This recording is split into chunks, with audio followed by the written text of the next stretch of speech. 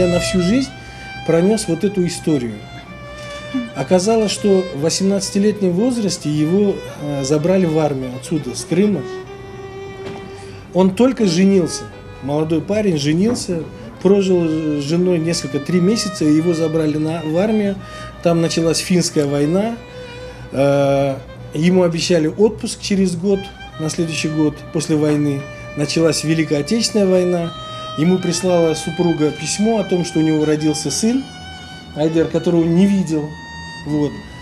И он возвращается уже в 1945 году в Крым.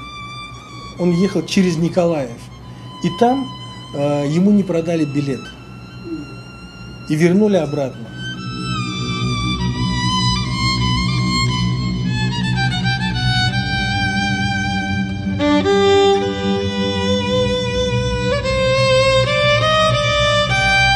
Открывает какой-то здоровый парень ему, значит, дверь, какие-то малыши. Вот.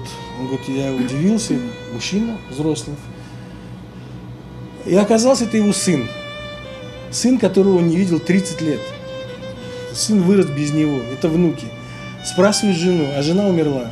Несколько месяцев назад жена умерла. Вся эта история настолько сильно всела, я всю эту историю пронес. Была какая-то несправедливость. Да? В чем? Вот человек честный, порядочный, воевал, и так далее, так далее.